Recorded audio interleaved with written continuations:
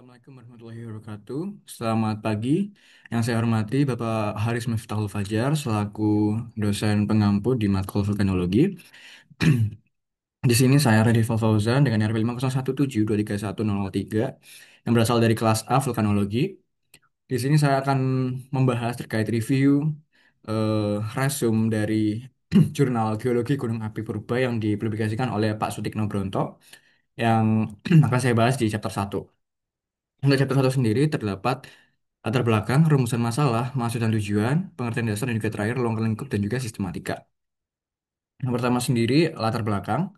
Untuk latar belakang dari jurnal ini membahas terkait Indonesia dikenal sebagai negara dengan sejarah vulkanisme yang sangat kompleks dan juga panjang.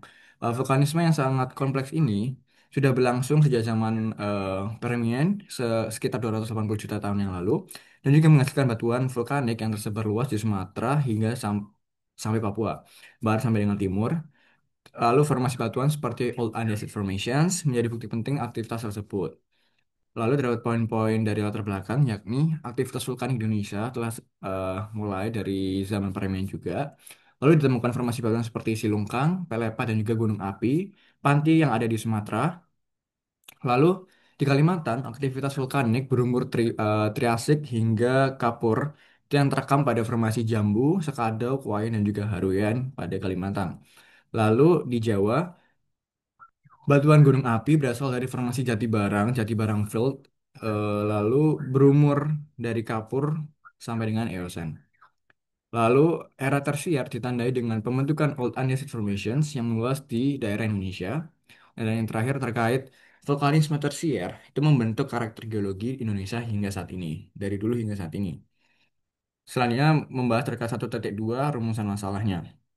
Meskipun Indonesia memiliki banyak gunung api, kajian vulkanologi di Indonesia itu masih sangat terbatas. Dan penelitian cenderung berfokus pada mitigasi bencana. Lalu sementara itu aspek profit lalu orientednya seperti eksplorasi sumber daya mineral dan juga energi itu belum dikembangkan secara lebih lanjut dan secara luas. Lalu terdapat poin-poin merumusan masalah, yakni yang pertama penelitian geologi gunung api atau vulkanologi di Indonesia itu masih terbatas pada gunung api yang aktif untuk saat ini. Lalu yang kedua ini fokus utama penelitian itu lebih ke mitigasi bencananya yang seperti tadi dan bukan pada potensi ekonomis ataupun eksplorasi sumber daya mineral. Lalu yang ketiga, kajian vulkanologi ini yang fisik tentunya itu gunung api tua hampir tidak dilakukan. Jadi dilakukan hanya ke gunung api yang aktif saat ini gitu.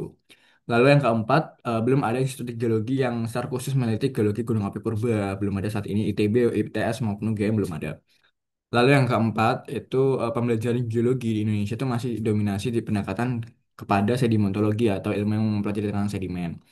Lalu yang terakhir tuh akibatnya dari beberapa permasalahan masalah ini itu banyak potensi nih geologi gunung api yang belum tergali secara ilmiah maupun ekonomis.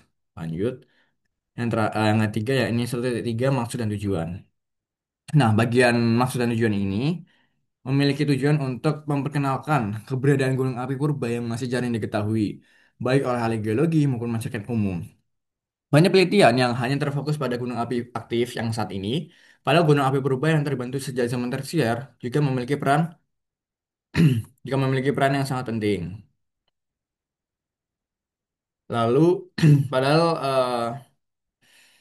buku ini juga bertujuan mengenalkan keberadaan gunung api purba yang selama ini juga kurang dikenal ya. Lalu banyak ahli geologi juga lebih fokus pada gunung api aktif masa saat ini dan sehingga gunung api yang berubah itu sering terabaikan. Maka dari itu di-enhance dan juga memberikan solusi terkait kita semua mahasiswa untuk mempelajari gunung api atau vulkanologi yang sudah ada sejak dulu dan juga mungkin tidak aktif dari zaman dahulu. Lalu geologi gunung api itu terdapat ada dua ilmunya. Yang pertama itu sumber daya geologi, yang terdapat mineral, energi dan juga lingkungan atau environment, dan juga terbagi menjadi bencana geologi juga atau risk management, risk mitigations. Di situ ada gempa bumi, letusan gunung api, tanah longsor, dan juga tsunami atau gunung api lumpur. Oke, selanjutnya untuk pengertian dasar 1.4 terkait pengertian vulkanologi sendiri, yakni merupakan cabang ilmu kebumian yang mempelajari gunung api, baik dari segi proses, bentuk maupun hasil aktivitasnya. Dan istilah ini itu berasal dari kata Latin yang telah lama digunakan di dunia ilmiah.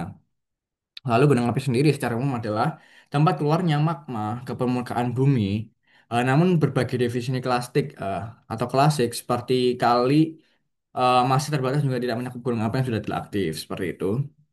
Lalu terdapat teori tadi dengan poin yakni yang pertama akumulasi material di sekitar bukaan atau permukaan itu berbentuk gunung atau bukit. Yang kedua, gunung api tidak selalu berupa kerucut karena bisa saja tanpa akumulasi material gitu.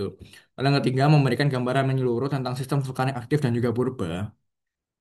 Dan yang terakhir, dari Alzuar 1988 mendefinisikan gunung api sebagai hasil timbunan rempah dan juga batuan leleran di situ. Oke. Dan yang terakhir terkait sistematika dan juga poin 1.5 sistematika juga ruang lingkupnya. Dalam ruang lingkup buku ini, pendekatan multidisipliner itu digunakan untuk mengenali gunung api purba.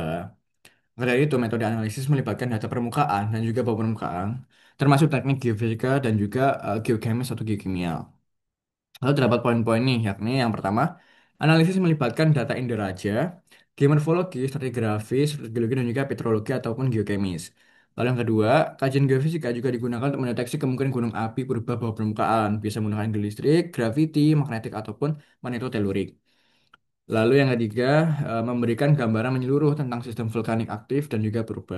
Dan yang terakhir yakni diteruskan dengan metode pengenalan gunung api purba melalui berbagai pendekatan geologi.